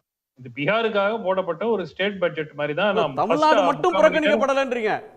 தமிழ்நாடு புறக்கணிக்கப்பட்டிருக்குன்னு சொல்லாதீங்க, தமிழ்நாடு மட்டும் புறக்கணிக்கப்படலன்றீங்க. ஆமா, சென்ற ஆண்டு ஆந்திராவும் பீகாரும் அவங்க 2 மாநிலத்துக்காக போடப்பட்ட பட்ஜெட். இந்த வருஷம் ஆந்திராவை எடுத்துட்டு வெறும் பீகாருக்காக போடப்பட்ட பட்ஜெட். ஆனால் இதை நம்ம ரொம்ப இதுவா பார்க்க வேண்டாம். ஏன்னா பீகாருக்கு போடப்பட்ட பட்ஜெட் என்று எடுத்துக்கொண்டால் கூட அது பெரும்பாலானது அது நிறைவேறாது. நீங்க பாத்தீங்கன்னா 2015ல அவங்க கொடுத்த கமிட்மெண்ட், சென்ட்ரல் யூனிவர்சிட்டி கொடுக்கறேன்னு வாக்குறுதி கொடுத்தாங்க. அதுக்கு இத்தனை கோடி ஒதுக்கீடு அப்படின்னாங்க. அதுக்கப்புறம் அது ரத்து செய்யப்பட்டது. அதுக்கப்புறம் ஏர்போர்ட் அந்த பட்னால இருந்து ஒரு 50 கிலோமீட்டர் தள்ளி 2வது ஏர்போர்ட் உருவாக்கப்படும், அதுக்கு இவ்வளவு கோடி ஒதுக்கீடுனாங்க. அந்த ஏர்போர்ட் இன்னைக்கு வரைக்கும் வரல. ஒரு ஏர்போர்ட் வந்துச்சு, பூர்ணியா ஏர்போர்ட் மிலிட்டரி ஏர்போர்ட்டாவே இருக்குது. இன்னொரு ஏர்போர்ட் அதுல பிளைட் ஆபரேஷன் கிடையாது. சோ இந்த மாதிரி எய்ம்ஸ் தர்பங்கா 2014ஆம் ஆண்டு நம்ம திருப்பி சொல்றோம் இல்லையா, நம்ம தமிழ்நாடு மதுரை எய்ம்ஸ்னு. ஆனா அவங்க மதுரையை மட்டும், தமிழ்நாட்டை மட்டும் வஞ்சிக்கவில்லை. 2014இல் அறிவிக்கப்பட்ட எய்ம்ஸ் தர்பங்காக்கு 2024ல அடிக்கல் நாட்டு விழா நடத்தியிருக்காங்க. சோ அதை நம்ம அப்ரிஷியேட் பண்ணோம். 10 ஆண்டுகளுக்கு பிறகு அடிக்கல் நாட்டு விழா நடத்தியிருக்காங்க. சோ நம்ம பீகாருக்கு கொடுத்தது அறிவிப்புகள் வேணா நீங்க அவங்க பீகாருக்கு கொடுத்திருக்காங்க அப்படின்னு நம்ம சொல்லாமே தவிர, பீகாருக்கு பெரும் அளவுல நிதி பீகாருக்கு ஒண்ணும் கொடுக்கலன்றீங்க. வெறும் பெயரளவுல இருக்கு கிரீன்ஃபீல்ட் ஏர்போர்ட் அல்லது பிரவுன்ஃபீல்ட் ப்ராஜெக்ட்ன்றது வந்து பெயரளவுல பட்ஜெட் ஸ்பீச்ல இருக்கு. பட் வேற எதுவும் டிரான்ஸ்லேட் ஆக போறது இல்ல, அவங்களுக்கும் தரலன்றீங்க. அப்ப யாருக்கு தான் தந்திருக்காங்க? இந்த பட்ஜெட்டோட ஃபோக்கஸ் என்னவா இருந்திருக்கு? பட்ஜெட்னுடைய ஃபோக்கஸ் ஒரு பெரிய அனௌன்ஸ்மெண்ட்டுங்க. இந்த இன்கம் டாக்ஸ்ல அந்த ரிபேட் கொடுத்தது. அதுவும் வந்து நீங்க பாத்தீங்கன்னா மொத்தமா நம்ம பார்க்கும்போது நம் நாட்டுல 2.25 கோடி பேர் தான் இன்கம் டாக்ஸ் கட்டுறாங்க. 7 கோடி 8 கோடி மக்கள் வந்து ரிட்டர்ன்ஸ் ஃபைல் பண்றாங்க. அதுல 5 கோடி கிட்டத்தட்ட நில் ரிட்டர்ன் ஃபைல் பண்றாங்க. இப்போ அந்த நில் ரிட்டர்ன் ஃபைல் பண்றவங்களுடைய எண்ணிக்கை இன்னும் கூட போகுது. ஏன்னா 12 லட்சம் வரைக்கும் உங்களுக்கு நில் ரிட்டர்ன் ஃபைல் பண்ணலாங்கிற மாதிரி ஒரு சிச்சுவேஷன் வந்ததுனால உங்களுக்கு அந்த நில் ரிட்டர்ன் எண்ணிக்கை இன்னும் அதிகமாகி மொத்தமா இன்கம் டாக்ஸ் கட்டுறவங்களுடைய எண்ணிக்கை இன்னும் குறையும். 50 லட்சத்துக்கு அதிகமாக டிக்ளேர் பண்றவங்க தான் வந்து அவங்க கிட்ட இருந்து 76% டாக்ஸ். இன்கம் டாக்ஸ் வந்து மொத்தம் 13-14 லட்சம் கோடி வந்துச்சுன்னா அதுல 76% வந்து யார்கிட்ட இருந்து வருதுன்னா 50 லட்சம் வருஷத்துக்கு சம்பாதிக்கிறேன், அதுக்கு அதிகமா சம்பாதிக்கிறேன்னு சொல்றவங்க தான். அவங்களுக்கு 1,10,000 ரூபாய் வந்து ஒரு பெனிஃபிட் இந்த இதுல வரப்போகுது. பெருமளவுல அதாவது இந்த டாக்ஸ் ரிபேட்னால அந்த ஸ்லாபுகளை மாத்தினதுனால நிறைய பேருக்கு புரியாத ஒரு விஷயம் இருக்கு. எல்லாரும் என்ன நினைச்சிருக்காங்க, 12 லட்சம் வரைக்கும் டாக்ஸே கிடையாது. சோ நான் 20 லட்சம் சம்பாதிச்சா 13வது லட்சத்துல இருந்து தான் டாக்ஸ் கட்டணும். அப்படி கிடையாது. நான் 12,80,000 ரூபாய் சம்பாதித்தால் 4 லட்சத்திலிருந்து நான் டாக்ஸ் கட்டணும். ஃபர்ஸ்ட் 4 lakhsக்கு தான் டாக்ஸ் 0. அதுக்கப்புறம் ஆட்டோமேட்டிக்கா அதுக்கு ஸ்லாப் கொடுத்துருக்காங்க. 4ல இருந்து 8 5%, 8ல இருந்து 12 10% அப்படின்னு போயிட்டு இருக்கும். சோ இது வந்து அட் த மோஸ்ட் 25 லட்சம் ரூபாய் நீங்க சம்பாதிச்சீங்கன்னா உங்களுக்கு 1 லட்சம் ரூபாய் 1,10,000 ரூபாய் உங்களுக்கு பெனிஃபிட். ப்ரொபோர்ஷனட்டா கம்மியா சம்பாதிச்சீங்கன்னா உங்களுக்கு 20,000 30,000 40,000 50,000 அந்த ரேஞ்சில பெனிஃபிட் ஒரு ஆண்டுக்கு. இதனால வந்து அப்படியே அதுவும் மொத்தமா எவ்வளவு பேருக்கு இது கிடைக்க போகுது? ஒரு மேக்சிமம் 140 கோடி மக்கள் வாழ்கின்ற இந்த நாட்டில மொத்தமாக இதுக்கு கிடைக்க போவது ஒரு மேக்சிமம் ரொம்ப நீங்க அவுட்டர் லிமிட்டை வச்சாலே உங்களுக்கு ஒரு 2 கோடி மக்களுக்கு. இந்த 2 கோடி மக்கள் இத வந்து செலவழிச்சு அப்படியே பொருளாதாரத்தை வந்து மாத்திருவாங்க அப்படின்னு எதிர்பார்ப்பு. அதுவும் எவ்வளவு ஒரு ஆன்கோயிங் பேசிஸ்ல ஒரு பெரிய அமௌண்ட்னா கூட பரவாயில்ல. மொத்தம் 40,000 ரூபாய் 50,000 ரூபாய் வச்சுக்கிட்டு அதுல வந்து அப்படியே இந்திய பொருளாதாரத்தை அவங்க செலவழிச்சு மாத்திருவாங்க அப்படின்னு எதிர்பார்க்கக்கூடிய ஒரு வாய்ப்பு ஒரு பெரிய அளவுல ஒரு மிக பெருசா சொல்லப்பட்டாலும் குறைந்த எண்ணிக்கையிலானவங்களுக்கு தான் இந்த சலுகை கிடைக்க போது. அவங்க வரியை சேமிச்சு கிடைக்கிற காசை எதுல முதலீடு பண்ணி அதுல என்ன வளர்ச்சி வந்துருன்னு ஒரு பாயிண்ட் சொல்றீங்க. இதை விட முக்கியமா கேட்கறது, இன்னைக்கு இருக்கிற சர்வதேச சூழல் மாறி இருக்கு. ஒரு பக்கம் ட்ரம்ப் வந்த பிறகு உலகத்துல எல்லா நாடுகளும் அமெரிக்காவோட எப்படி டீல் பண்ணணும் அப்படின்ற ஒன்றை நோக்கி ஒரு ஸ்ட்ராட்டஜிக்கு போறாங்க. சைனாவுக்கும் இந்தியாவுக்குமான உறவு சுமூகமாகி இருந்தால் கூட இப்போ ட்ரேட் டெபிசிட் அதிகமாக இருக்குது. அங்கேருந்து வரக்கூடிய இறக்குமதி அதிகமாக இருக்குது, ஏற்றுமதி இங்கேருந்து போகலன்ற பிரச்சனை இருக்குது. ரூபா மதிப்பு தொடர்ந்து வீழுது, பெட்ரோல் விலையை வந்து குறைக்காமலே வச்சிருக்கிறாங்க. இந்த பிரச்சனைகள் இதில் அட்ரஸ் ஆயிருக்கா? ஜிஎஸ்டி சிக்கலுக்கு தீர்வு காணுங்கன்னு பிசினஸ் கம்யூனிட்டி கேட்குறாங்க. அதில் இதுக்கு அட்ரஸ் ஆயிருக்கா?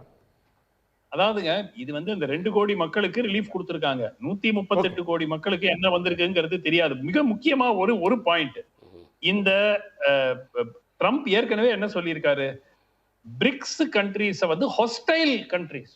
ஹாஸ்டைல் பிரிக்ஸ்னா உங்களுக்கு தெரியும், Brazil, Russia, India, south Africa, இதெல்லாம் வந்து பிரிக்ஸ் கண்ட்ரீஸ். இந்த கண்ட்ரீஸ வந்து ஹாஸ்டைல் அப்படிங்கிற பேரை வைத்து ஏற்கனவே சைனாக்கு 10% டாரிஃப் போட்டாச்சு. பக்கத்துல இருக்கிற கனடாவுக்கு மெக்சிகோவுக்கு 25% டாரிஃப் எல்லாமே இன்னிலிருந்து அமலுக்கு வந்தாச்சு. So it's a matter of time before இந்தியாவும் வந்து அந்த சாங்ஷன்ஸ் லிஸ்ட்ல வரக்கூடிய ஒரு வாய்ப்பு, டாரிஃப் லிஸ்ட்ல வரக்கூடிய ஒரு வாய்ப்பு இருக்கிறது. ஸோ மெயின் இஷ்யூ என்னன்னா, பேசிக்கலி எக்கானமி இன்று சிறப்பான நிலையில் இல்லை. அரசாங்கமே எதிர்பார்க்கிற வளர்ச்சி 6.8%. திரு ப. சிதம்பரம் முன்னாடி சொன்னார், கவர்மெண்டே இல்லைன்னா கூட இந்தியால 4.5% growth வந்துரும், தானாவே வந்துரும் அப்படிங்கிற அந்த விளக்கம் கூட கொடுத்தாரு. எகனாமிக் சர்வே என்ன ப்ரெடிக்ட் பண்றாங்க, 6.8% தான் அவங்க ப்ரெடிக்ஷனே. சார் 2004 இருந்து 2014 வரை இந்த வளர்ச்சி விட அதிகமா இருக்கு. இப்படிதான் ப. சிதம்பரம் யூபிஐ பேமெண்ட்டை கிண்டல் பண்ணாரு. ஆமா இல்ல சார் யூபிஐ பேமெண்ட் வந்து இப்படிதான் ப. சிதம்பரம் இந்த UPI அரசாங்க payment-அ கிண்டல் ஒரு பண்ணாரு. நிமிஷம் சார் அதே மாதிரி டிமானிட்டைசேஷன் கூட தப்புன்னு இல்ல, நிறைய இல்ல, பேர் நீங்க சொன்னாங்க. சொல்றீங்க. அது இன்னைக்கு நீங்க- இல்லையே நீங்க வந்து நீங்க இல்ல கற்பனையில ஸ்ரீகாந்த் பேசுறீங்க. சார் ஒரு இப்ப நிமிஷம் அமெரிக்கா நீங்க சாங்ஷன்ஸ் வரப்போகுதுன்னு உங்களுக்கு யார் சொன்னா? உங்களுக்கு யார் சொன்னா எனக்கு அமெரிக்கா சொல்லல சாங்ஷன்ஸ் சார். வரப்போகுதுன்னு உங்களுக்கு யார் சொன்னா? ட்ரம்ப் ஏன் நீங்க வந்து கற்பனையில எதிரி பேசுறீங்க? நாடுங்கிறாரு. இல்லாத நான் விஷயத்தை சொல்லல ஏன் சார். ஊதி பெருசா? ஆனா பட்ஜெட்ல ஊதி என்ன இருக்குன்னு பெருசாக்குங்க சொல்லுங்கண்ணா. பட்ஜெட்ல என்ன இருக்குன்னு சொல்லுங்க. 5 லட்சம் கோடி விவசாயத்துக்கு, 5 லட்சம் கோடி சார், ஒரு விவசாயத்துக்கு. நிமிஷம் சார் ஒரு அதை நிமிஷம் நம்ம பேச வேண்டாமா? ட்ரம்ப் சொன்ன நீங்க ட்ரம்ப் பேச்ச நீங்க பாக்கலையா முந்தானத்து திட்டவட்டமாக பிரிக்ஸ் கண்ட்ரீஸ் ஆர் தாராளமாக. ஹாஸ்டைல் கண்ட்ரீஸ்ங்கறாரு. பிரிக்ஸ் கண்ட்ரில இந்தியா இருக்குது. சோ கண்டிப்பா. திட்டவட்டமா சொல்றாரு நீங்க வந்து கண்டிப்பா. டாலரை ரீப்ளேஸ் பண்றதுக்கு ஏதாவது முயற்சி எடுத்தீங்கன்னா நடக்கிறதே வேற அப்படிங்கிற ரீதியா பேசுறாரு. காங்கிரஸ் காலத்தை விட இந்த காலத்துல வளர்ச்சி அதிகமா இருக்கு, பொருளாதார வளர்ச்சின்னு ஒரு பாயிண்ட் சொல்றாரு ஸ்ரீகாந்த். வளர்ச்சி சதவிகிதம் குறைந்து இருக்கிறது. நீங்க கணக்கெடுத்து பாருங்க. தி growth percentage 2004 to 2014 அந்த 2008 காங்கிரஸ் காலத்துல உலக பொருளாதாரத்துல முதல் இடத்துல இருந்தோமா சார் இந்தியா? நீங்க சராசரியா sir that is a factor of incremental growth sir. இன்னைக்கு 5வது இடத்துக்கு வந்திருக்கு சார். fastest growing எகானமிங்கறீங்க. இன்னைக்கு நம்ம எகானமி சைனாவில் 5ல் 1 மடங்கு இருக்கிறது. அப்போ சின்ன எகானமி 6% grow ஆறதும் பெரிய எகானமி 2% grow ஆறதை விட கம்மி சார் அது. நீங்க டோட்டல் நல்ல கவர்மெண்ட் இருக்கு சார். அந்த யூபிஏ கவர்மெண்ட் இல்ல, காங்கிரஸ் கவர்மெண்ட் இல்ல சார். ஒரு நிமிஷம் சார். 60 வருஷம் காங்கிரஸ் ஆட்சியில நடந்த ப. சிதம்பரம் இல்ல. 100 ரூபாய் இருக்கு சார். சைனால ப. சிதம்பரம் இல்ல, காங்கிரஸ் கவர்மெண்ட் இல்ல. அதெல்லாம் மீறி 10 வருஷத்துல மேஜிக் பண்ணிடுவாங்களா சார்? ஏங்க இப்படி வரி வரி சார் 60 வருஷம் நடந்த சேதத்தை 10 வருஷத்துல சரி பண்ண முடியுமா? கர்ணேஷ், நீங்க வரிக்கு வரி எதுக்கு பதில் சொல்றீங்க? உங்களுக்கு ஒரு நிமிஷம் சார். ஒரு யார் பேசினாலும் வரிக்கு வரி பதில் சொல்லுவீங்களா? அவர் என்கிட்ட கேள்வி கேக்குறார், நான் பதில் சொல்றேன். உங்களுக்கே எரியுது. இல்ல உங்களுக்கு எரியும். இது ஒரு பொது நாகரிகம். என்ன கேள்வி கேக்குறாரு பதில் சொல்றேன். அது இல்லாம இங்க வந்து உட்கார்ந்துட்டு பேசக்கூடாது. பொது நாகரிகம் கேக்குறாரு. நாகரிகத்தை பத்தி உங்களுக்கு எதிரா 10 பேர் பேசினாலும் நான் நாகரிகம் பத்தி நீங்க பேசுறீங்க. அந்த நாகரிகமே தெரியாம உட்கார்ந்துட்டு இருக்காதீங்க. 4 பேர் ஓகே ரன்னிங் கமெண்ட் சுமந்த் உங்க பாயிண்ட் சொல்லி முடிங்க. 4 பேர் நீங்க எதிர்க்கருத்து பேசும்போது நான் ஒருத்தன் தான் இருக்கேன். நீங்க சொல்றது மட்டும் கேட்டுட்டு இருக்கணுமா? நீங்க 7 பேர் என்னுடைய பாயிண்ட் 7 பேர் பேசுறாங்க. நான் ஒருத்தன் தான் பதில் சொல்லணும். நீங்க சொல்றது மட்டும் நான் கேட்டுட்டு போணுமா? ஓகே ஓகே என்னுடைய பாயிண்ட் இந்த பட்ஜெட் வந்து அப்படியே இந்தியாவை மாற்றக்கூடிய பட்ஜெட் அல்ல. ஒரு வாய்ப்பு இருந்தது, ஆனால் அந்த அளவிற்கு இந்த இன்கம் டாக்ஸ் ரிபேட் வந்து இன்னும் கொஞ்சம் போல்டாக அவர்கள் செய்திருக்க வேண்டும். இது வந்து வெறும் 1 லட்சம் கோடி 14 லட்சம் கோடி கலெக்ட் பண்ற ஒரு அரசாங்கம் 1 லட்சம் கோடியை மட்டும் வந்து கைவிட்டுட்டு தொடர்ந்து இந்த ஜிஎஸ்டி எல்லாம் அதே தானங்க இருக்கு. 28% எல்லாத்துக்கும் 18% 28% பெருமையா உலகத்திலேயே எங்களால ரெக்கார்டா நாங்க சொல்ற ஒரே கவர்மெண்ட் தாங்க அது. நான் உலகத்துல எங்கேயுமே பார்த்தது இல்ல. மக்களுக்கிட்ட இருந்து நாங்க இவ்வளவு எடுத்துட்டோம். இந்த மாசம் ஜிஎஸ்டி 2 லட்சம் கோடி வந்துருச்சு, 3 லட்சம் கோடி வந்துருச்சு அப்படிங்கிறது அதை வந்து ஒரு அட்வர்டைஸ் பண்ணிட்டு அதை வந்து ஒரு பெருமையான ஒரு விஷயமா சொல்றது வந்து ரொம்ப வருந்தத்தக்க ஒரு சிச்சுவேஷன். ஃபண்டமெண்டலா எதுவுமே மாற போறது இல்லைங்க. எக்கானமி பிரச்சனையில இருக்கிறது. அந்த பிரச்சனை எஸ் இந்த இன்கம் டாக்ஸ் ரிபேட் கொடுப்பது சரி, ஒரு சரியான முடிவு, வரவேற்கத்தக்க முடிவு. ஆனால் அது மட்டும் தான் இந்த பட்ஜெட்ல இருக்கிறது. இதை தாண்டி ஒன்றும் பெருசா இல்லை. ஓகே, வெறும் அறிவிப்புகள், as usual அறிவிப்புகள். ஒவ்வொரு ஆண்டும் அறிவிப்புகள் வரும். 500 கோடி இதுக்கு, 2000 கோடி அதுக்கு, 10,000 கோடி அதுக்கு, அது வரும். அவ்வளவுதான்.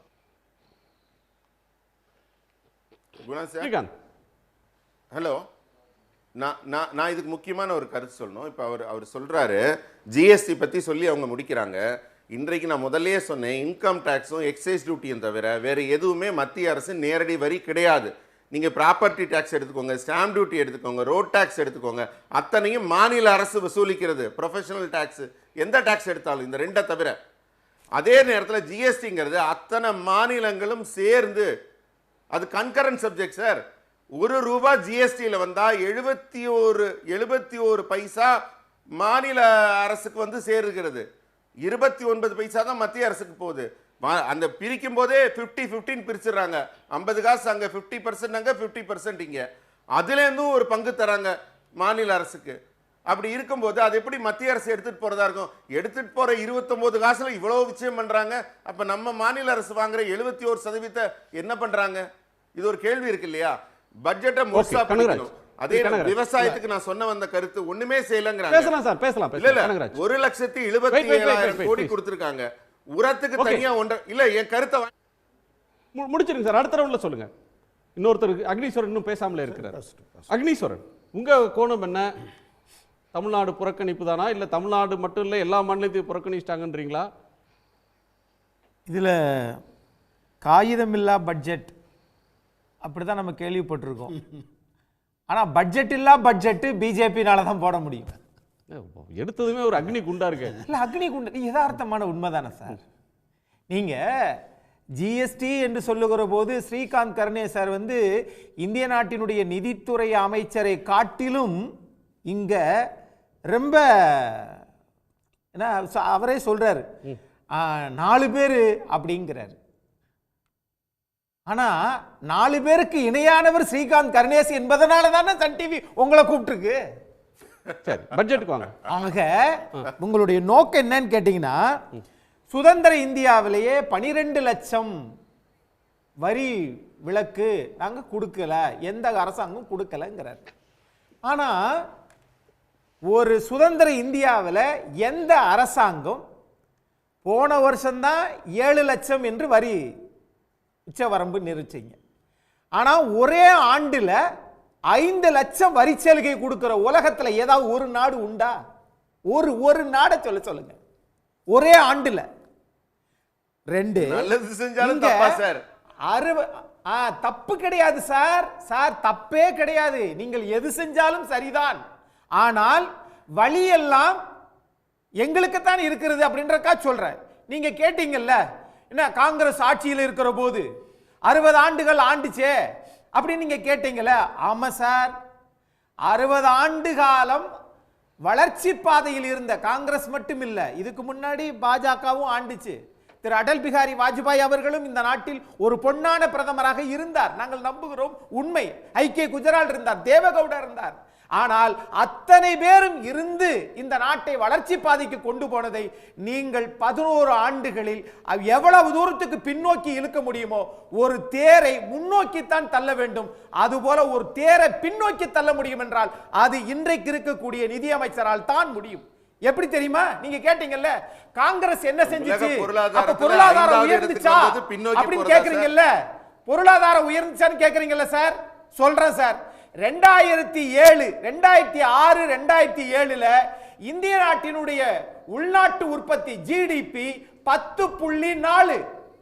ஆனால் 11 ஆண்டு காலம் ஆனதற்கு பிறகு பாஜக இந்திய நாட்டினுடைய ஜிடிபி 5.4. ஜிடிபி வளர்ச்சி தான் சொல்றேன், மொத்த உள்நாட்டு உற்பத்தியினுடையது. அப்போ 2007 10.4 இந்தியா நேரு பண்டிதர் காலத்திலிருந்து இன்ன வரைக்கும் 10.4க்கு போல. ஆனால் இன்னைக்கு 5.4க்கு வந்திருக்குதுன்னா இது யாருன்னு பாருங்க. 2. அடுத்தது மேக் இன் இந்தியா என்கிற ஒரு திட்டத்தை பாரதிய ஜனதா அரசாங்கம். ஆனா மேக் இன் இந்தியா என்று சொல்லிவிட்டு சீனாவிலிருந்து நாம் 83% நாம் இறக்குமதி செஞ்சிருக்கிறோமே, நாம் ஏற்றுமதி செஞ்சது வெறும் 17% தானே சார். அப்ப மேக் இன் இந்தியா என்பது ஒரு ஃபெயிலியர் மாடல், ஒத்துக்கிறீங்களா? சரி. 2. அடுத்தது நீங்க சொல்றீங்கல்ல, விவசாயத்திற்கு ஸ்ரீகாந்த் கர்னே சார் திரும்ப குறிப்பிட்டார், 1,27,000 கோடி நாங்கள் விவசாயிகளுக்கு கொடுத்தோம், ஒதுக்கீடு, பட்ஜெட் ஒதுக்கி இருக்கிறோம். ஓகே, ஆமா, நான் இல்லைங்கல.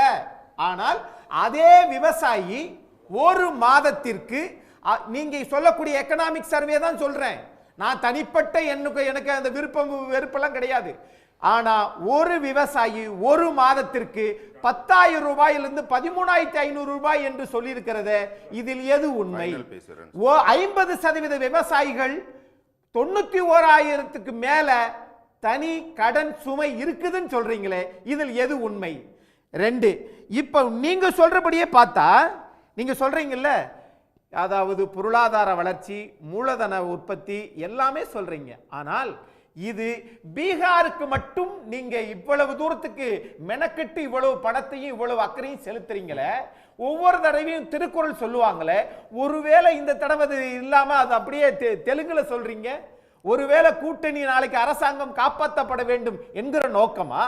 ஆகவே உங்களுடைய நோக்கம் என்பது கடந்த 10 வருஷமா பீகாருக்கு நீங்க ஒதுக்கிய பணம் எவ்வளவு, இன்னைக்கு 272 எடுக்க முடியாததற்கு பிறகு பீகாரை நீங்கள் கரிசனத்தோடு பார்க்கறீங்கன்னு சொன்னா இது மாற்றாந்தாய் மனப்பான்மை என்பதை காட்டிலும் நீங்கள் ஜிஎஸ்டியை எல்லா மாநிலங்களையும் வாங்கி உங்களுக்கு பாதுகாப்பு கொடுக்கக்கூடிய பீகாருக்கு மட்டும் நீங்கள் செலுத்துவீங்கன்னா அதைத்தான் நீங்க டாக்டர் சுமந்த் ஸ்ரீராமன் அதைத்தான் சொல்றாரு. ஓகே, பீகாருக்கு மட்டும் இல்ல, பீகார் மட்டும்தான் உங்களுக்கு தேவை. அப்படி பார்த்தா கூட இங்க 22 நாடாளுமன்ற உறுப்பினர் இருக்கிறாங்களே, ஒருவேளை நம்பிக்கையில்லா தீர்மானம் 2018 கொண்டு வந்தது மாதிரி நீங்க ஆந்திராவில இருந்து கொண்டு வந்துட்டாங்கன்னா என்ன பண்ணுவீங்க? அப்போ இவங்களுடைய நோக்கம் என்பது எல்லாமே தலைகீழாக இருக்கிறது. இந்த அதிரடி மாற்றம் அப்படின்னு சொல்லிட்டு 12 லட்சம் என்று சொன்னால் அதை மட்டும் ஸ்ரீகாந்த் கருணேசன் விளக்கிட்டோம். 12 லட்சம் வரைக்கும் நாங்க உச்சவரம்பு கொடுக்கிறோம் சொன்னா 12 லட்சம் வரைக்கும் எந்தவித வரியும் போட மாட்டீங்களா? அல்லது 12 லட்சம் வரைக்கும் தான் தனி மனிதர்கள் சம்பாதிக்க முடியாம இருக்கிறாங்க, அல்லது எல்லாரும் அவ்வளவு சம்பாதிச்சிட்டாங்கன்னு சொல்றீங்களா? நீங்க சொல்றது என்ன? ஒன்றிய அரசாங்கத்துடைய பட்ஜெட்ல பீகார் மாநிலத்துக்கு மட்டும் அதிக திட்டங்கள் அறிவிக்கப்பட்டிருப்பது தொடர்பாக ஒரு கேள்வி நேயர்கள் முன்னாடி கேட்டிருக்கோம். தேர்தல் நெருங்குவதால் இப்படி அறிவித்திருக்கிறார்கள் என்று 48% பேரும் பீகார் சட்டமன்ற தேர்தலுக்காகன்னு, நிதிஷ்குமார் ஆதரிக்கிறதுனால அவருக்கு இதை செய்கிறாங்கன்னு 33% பேரும், பீகார் மாநிலத்தினுடைய வளர்ச்சியை மனதில் வைத்து இந்த அறிவிப்பு என்று 7% பேரும், ஒரு பாரபட்சமான நடவடிக்கை என்று 12% பேர் கருத்து தெரிவிச்சிருக்கிறாங்க. அந்த நேயர்களுக்கு நன்றி. இது நிறைவு பார்வை. டாக்டர் சுமந்த் சுருக்கமா. நிதிஷ்குமாருக்கு ஆதரவு 33% நான் ஏத்துக்கல. ஏன்னா நிதிஷ்குமாரை முழுமையா கவுக்கிறதுக்கு தான் இந்த தேர்தல்ல பாஜகவுடைய திட்டமே. அது ஹலோ யா நிதிஷ்குமாரை இந்த முறை எப்படி சிவசேனா பிரச்சனை எப்படி ஹேண்டில் பண்ணாங்களோ அதே மாதிரி நிதிஷ்குமாரை ஓரம் கட்டுறதுக்கு தான் இந்த தேர்தலே. சோ பாஜகவினுடைய நோக்கம் அதுதான். சோ நிதிஷ்குமார் ஆதரவுக்காக 33% நான் ஏத்துக்கல. தேர்தல் வருகிறது. ஒவ்வொரு முறையும் நாம் பார்த்திருக்கிறோம், தேர்தல் ஒரு மாநிலத்தில் வரும்போது அதற்கு என்னென்ன நடவடிக்கைகள் எடுக்க வேண்டுமோ பட்ஜெட் ரீதியாக, இல்ல நெருக்கடிகள் இருந்தால் அதை சால்வ் பண்றதுக்கு தான் மத்திய அரசு பாஜக முயற்சி செய்திருக்கிறது. சோ அதனுடைய நீட்சியாகத்தான் நாம் இதை பார்க்க வேண்டும். இரண்டாவது, எதிர்பார்த்த ஒரு விஷயம் நடந்திருக்கிறது, இந்த இன்கம் டாக்ஸ் ரிபேட். அது வரவேற்கத்தக்கது. ஆனால் இது எந்த அளவிற்கு எக்கானமியை முழுமையாக காப்பாற்றும் என்பது பொறுத்திருந்துதான் பார்க்க வேண்டும். Jury will be out on that. அடுத்த ஆண்டு வளர்ச்சி அதிகரித்திருந்தால் கன்சம்ஷன் இன்க்ரீஸ் ஆகி அதனால் வளர்ச்சி அதிகரிக்குமா அப்படிங்கிறது பொறுத்திருந்தான் பார்க்கணும். Okay, thank you. ஸ்ரீகாந்த், நிறைவு பார்வை. சார், நான் அடுத்த தொலைக்காட்சிக்கு போகணும், அதனால் சுருக்கமாக சொல்லிடுறேன். தமிழ்நாட்டில் தோல் பொருட்கள் இந்தியாவிலேயே 48% நம்ம ஏற்றுமதி செய்கிறோம். அதுக்கு டோட்டலி ரிபேட் கொடுத்துருக்காங்க. இதனால் ஆம்பூர், வாணியம்பாடி, திண்டுக்கல் இங்கெல்லாம் மிகப்பெரிய பலன் கிடைக்க போகுது. அவங்களுக்கெல்லாம் வளர்ச்சியை நோக்கி முன்னேற முடியும். அதே மாதிரி வாடகைக்கு இருந்தது இப்போ 6 லட்சம் வரைக்கும் ரிபேட் கொடுத்துருக்குறாங்க அதுக்கு. அதே மாதிரி வரி இப்போ வட்டி கிடைக்கிறதுக்கு 1 லட்சம் வரைக்கும், 50,000லேருந்து 1 லட்சத்துக்கு. நிறைய விடயங்களில் பார்த்தீங்கன்னா மக்களுக்கு பலன் கிடைக்கிற அளவில் இந்த பட்ஜெட் பொதுமக்களுக்கான பட்ஜெட்டாக இது வந்திருக்கிறது. இந்த பட்ஜெட்டை மக்கள் வரவேற்கிறார்கள். எதிர்க்கட்சிகள் ஏதாவது குறை சொல்ல வேண்டும், சொல்லுபவர்கள் சொல்லிக்கொண்டே இருப்பார்கள். ஆனால் இதுவரைக்கும் எங்களுடைய 10 ஆண்டு காலத்தில் எந்த கட்சியுமே 10 லட்சம் ரூபாய்க்கு வருமான வரி விலக்கு கொடுத்ததில்லை. வளர்ச்சியை நோக்கிய ஒரு பீடு நடை போட்டு உலக பொருளாதாரத்தில் 3வது இடத்தை நோக்கி இந்தியாவை கொண்டு செல்கிறோம். அனைவருக்கும் நன்றி, வணக்கம். நன்றி. திரு ஆனந்த். 3 கருத்துக்குன்னா இன்னைக்கு கார்த்தால நான் ஒரு சேனலில் பேசும்போது சொன்னேன் கோல்டு விலை ஏறும்னு. இன்றைக்கி கோல்டு விலை ஏறிடுச்சு. இன்னும் ஒரு 2 வருஷத்துக்குள்ளே டாலர் 97, 98க்கு போயிடும். இந்த வருஷத்துக்குள்ளே 90 ரூபாய்க்கு போயிடும். இந்த 4 ஆண்டு முடியறதுக்குள்ளே மோடி டாலரோட செஞ்சுரி நிச்சயமாக போட்டுருவார். ஏன்னா இங்கே ஏற்றுமதி ஒன்றும் ஆக போகிறதில்ல, இறக்குமதி ஜாஸ்தி ஆக போகுது. ரூபாவோட ஃபால் இன்னும் கண்டினியூ ஆகும். இதே மாதிரி இதில் சந்தேகமே வேண்டாம், விலைவாசி கட்டுப்பாட்டுக்குள்ளே வராது. ஏன்னா அமெரிக்கா ட்ரம்ப் டாரிஃப் மிரட்டுவார். இவர் போகிறார் பிப்ரவரியில், அதில் டோட்டல் சரண்டர். இன்றைக்கி நம்மளோட டாடா ஸ்டீல் இது மாதிரி பெரிய கம்பெனிகளை சைனாக்கு அகென்ஸ்டாக டியூட்டி போடுங்கன்னு கேட்டாங்க. சிறு தொழிலை காப்பாற்றணும்னா நீங்கள் சைனாலேன்னு வர பொருள்களுக்கு டியூட்டி போட்டே ஆகணும், டேரிஃப் போட்டிருக்கணும், மக்களை காப்பாற்றியிருக்கணும். ஒன்றும் செய்யலை. இதனால் பெருசாக வளர்ச்சி வரும்னு நான் நினைக்கல. பணக்காரங்களுக்கு என்ன மாதிரி ஆட்களுக்கு பெரிய ரிலீஃப் கொடுத்துருக்காங்க. முன்னாடியே சொல்லிட்டேன், திரும்பி சொல்கிறேன், அம்மையாருக்கு நன்றி, மோடிக்கு நன்றி என் அக்கௌண்ட்டில் பணம் போட்டதுக்கு. அதில் எனக்கு சந்தேகமே கிடையாது. உங்களுக்கு நன்மை, மக்களுக்கு சிரமன்றீங்க திரு கனகராஜ். அதாவது டெஃபினட்டாக இப்போ அவங்க சொல்கிறது ஒன்று, செய்கிறது ஒன்றா இருக்கும். இப்போ போன தடவை தங்கம் இம்போர்ட் டியூட்டி குறையுதுன்னு சொன்னோன்னே எல்லாரும் விலை குறைஞ்சிட போகுதுன்னாங்க. போன வருஷம் 52,000 ரூபா இருந்தது ஜூலையில், இப்போ 61,000 ரூபா நேற்று ஒரு சவரனுக்கு. எனவே அவங்க எடுக்கிற நடவடிக்கையும் கூட அதனுடைய விளைவுகள் மோசமாக இருக்குது.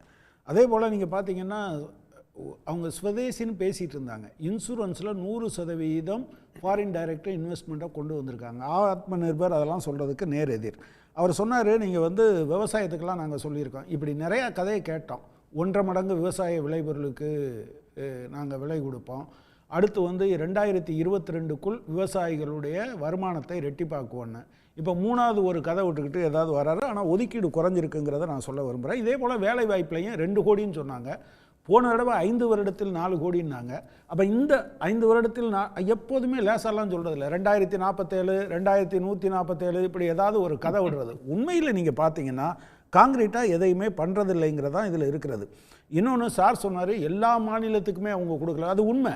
ஆனால் என்ன பிரச்சனைனா, அந்த டிஸ்கிரிஷனரி அலோகேஷன் இருக்குல்ல, சென்ட்ரல் ஃபண்டு இருக்குது பார்த்தீங்களா, அதை இனி கொடுக்கும்போது ஒவ்வொரு மாநிலத்துக்கும் கொடுப்பாங்க. அதில் நீங்கள் ரைட்டாக உங்களால் கிளைம் பண்ண முடியாது. நம்ம சத்தம் போட்டுக்கிட்டே இருக்க வேண்டியதான். ஆனால் அப்போ வரும்போது அவங்களுக்கு இப்போ நீங்கள் கும்பமேளாவுக்கு 2100 கோடி ரூபா கொடுத்தாங்க. தமிழ்நாட்டில் அவங்க டிசாஸ்டர் ஃபண்டில் இருந்து எதையுமே கொடுக்கல. அப்போ இதை பார்த்தீங்கன்னா அது அந்த மேனிப்புலேட் பண்ணுறதுக்கான சுதந்திரம் அவங்களுக்கு அந்த ஃபண்டில் வந்துடுது. எனவே தான் சொல்கிறேன், நீங்கள் தமிழ்நாடோ கேரளாவோ வெஸ்ட் பெங்காலோ அல்லது டெல்லியோ எதிர்க்கட்சிகள் ஆளுற மாநிலங்களை அவங்க கொடுக்குறதே இல்லை. நம்ம இதில் வரலையேன்னு எல்லா மாநிலம்னும் நம்ம பார்க்க முடியாது. அப்படி பார்த்தீங்கன்னா கடைசி அது எங்கே போய் நிற்கும் அப்படின்னு சொன்னால் அவங்க ஃபண்டு ஒதுக்கும்போது அதை கொடுத்துட்றாங்க. அதில் தான் நீங்கள் மகாராஷ்டிராவில் தேர்தலுக்கு முன்னால் இந்த முன்கூட்டியே இந்த உரிமை தொகைன்னு தமிழ்நாட்டில் சொல்கிறது மாதிரி அவங்களுக்கு கொடுக்குற தொகையை 3 இன்ஸ்டால்மெண்ட்டு அட்வான்ஸாக 3 மாதமும் சேர்த்து அடுத்து வரக்கூடிய 3 மாதங்களுக்கு சேர்த்து கொடுக்கறதுக்கு 1492 கோடி ஃப்ளட்டுக்காக நாங்கள் ஃபண்டு கொடுக்குறோன்னு சொல்லி அந்த பணத்தை இங்கே பயன்படுத்தினாங்க. எனவே அவங்க அவங்க ஆள்ற மாநிலங்களுக்கு கொடுக்கறதுக்கு வச்சுருக்காங்க. உண்மையில் இது ஏழை மக்கள் எல்லார்ட்டையும் இருந்து பணத்தை வாங்கி பெருமுதலாளிகளுக்கு கொடுக்கறதும், எல்லா மாநிலங்களில் இருந்து வாங்கி அவங்க ஆள்ற மாநிலங்களுக்கும் கொடுத்துக்கிறதுமான மக்களுக்கு விரோதமான கூட்டாட்சி தத்துவத்துக்கு விரோதமான பட்ஜெட், வளர்ச்சிக்கும் எதிரான பட்ஜெட். அடுத்த ஆண்டு மிக கடுமையான சூழலை நாம் சந்திப்போம். அக்னி, இன்னைக்கு போட்டிருக்கக்கூடிய இந்த நிதிநிலை அறிக்கை பீகார் மாநில தேர்தலுக்கு உண்டான நிதிநிலை அறிக்கை மாதிரி தான் நான் பார்க்குறேன். பிற மாநிலங்களில் ஜிஎஸ்டிக்கு மட்டும் நீங்கள் தேவைப்படுது அது கொடுக்கறதுக்கு. அதை கூட அவர் சொல்கிறாரு, இல்லை அது மாநிலமும் வாங்குது, போட்டது நீங்கள் தானே. ஆனால் அதே இது நீங்கள் பெட்ரோலுக்கு 70 ஒரு பீப்பாய் $70 இருந்தது, $140 ஆச்சு. ரஷ்யா உக்ரைன் போரில் என்ன ஆச்சு? குறைஞ்சிச்சு. நீங்கள் ஏன் அதை குறைக்கலை? அப்படி குறைக்காத காரணத்தினால 24 லட்சம் கோடி கடந்த 5 ஆண்டுகளில் எங்கே போயிருக்கிறது? இப்போ பேசும்போது நம்ம சார் நான் நினச்சேன் விவசாயி கடன்லாம் தள்ளுபடி பண்ண மாட்டாங்க. ஆனால் அதே இது அதானி அம்பானி அவங்க கடன்லாம் தள்ளுபடி பண்ணுவாங்க. அதே நேரத்தில் இப்போ ஆனந்த் சீனிவாசன் சாரும் ஒத்துக்கிட்டாரு. ஏன்னா அவங்கள மாதிரி வசதியானவங்களுக்கு இது பட்ஜெட் அப்படின்னு, எங்களை மாதிரி நடுநிலையாளர்களுக்கு இது பட்ஜெட்டே கிடையாது. ஆனால் கனவு எப்படி தெரியுமா? ஒரு பிம்பம், மாய வலை. 12 லட்சம்ப்பா, எப்போ அதில் 4 லட்சம் வரைக்கும் தான்ப்பா உனக்கு வரி செலுக, அதுக்கு மேலே உனக்கு ஸ்லாப் ரேட் இருக்கு. ஆகவே இங்கே எல்லாமே இன்னைக்கு உலகம் முழுவதும் தங்கத்தை அதிகமாக கன்சியூம் பண்ணுற நாடுகளில் சீனா, அடுத்து இந்தியா. ஏன் அப்படின்னா தங்கத்தை எடுத்து உற்பத்தி பண்ணக்கூடிய நாடுகள் கூட அதை அதிகமா அவங்க கன்சியூம் பண்ணல. காரணம், ஒரு தங்கம் ஒரு நாட்டினுடைய பொருளாதாரத்தை சமநிலைக்கு கொண்டு வரும். அதுவே ஏறிக்கிட்டு இருக்குது. ஒரு புறத்துல விலை ஏறிக்கிட்டே இருக்குது. சென்ற ஆண்டை விட இந்த ஆண்டு அதிகம் 61,000. இந்த ஆண்டை விட அடுத்த ஆண்டு எவ்வளவு ஏற போகுதுன்னு தெரியல. டாலர் விலையும் கூடுது, அதே நேரத்தில் தங்க விலையும் கூடுது. ஆனா பட்ஜெட்ல வரி சலுகையும் இப்ப கூடுது அப்படின்னு சொன்னா எங்கே இருந்து பணத்தை உற்பத்தி செய்வதற்கு தனி மனிதனுக்கு அரசாங்கத்திற்கு வழி சொல்லாத இந்த நிதிநிலை அறிக்கையை என்னன்னு சொல்றது? நன்றி. ஏராளமான கருத்தை சொல்றீங்க. வழக்கமாக ரயில்வே பட்ஜெட்டை ஒரு நாள் தனியாக விவாதிப்போம், ஒரு நாள் காங்கிரஸ் கவர்மெண்ட் இருக்கிறவர்களே ரயில்வே அமைச்சர் பட்ஜெட்டு ரயில்வேன்னு வார்த்தையே இல்லை. இதை கிளப் பண்ணாங்க. கிளப் பண்ண பிறகு பொது பட்ஜெட்டில் நிதிநிலை அறிக்கையில் ஒரு பேரா மட்டும் ரயில்வே பற்றின அந்த ரயில்வே ஊழியர்களுக்கெல்லாம் நன்றி, உலகத்திலேயே பெரிய நெட்வொர்க் நம்ம இந்தியாவில் தான் இருக்குது, அதுக்கு என்ன இன்ஃப்ராவை நாங்கள் உருவாக்குறோன்னு ஏதோ அனௌன்ஸ்மெண்ட் இருக்கும். இந்த முறை ரயில்வேன்ற சொல்லே இல்லை, அடுத்து இந்தியான்ற சொல்லே இருக்காது. அவங்களுக்கு சௌரியம்னா பாரத்னு கூட சொல்லலாம். நன்றி, உங்கள் எல்லோருக்கும் நன்றி. மீண்டும் சந்திப்போம். இது கேள்விக்களம், மக்களின் மேடை. உடனுக்குடன் செய்திகளை தெரிந்து கொள்ள சன் நியூஸ் பெல் ஐகானை கிளிக் பண்ணுங்க.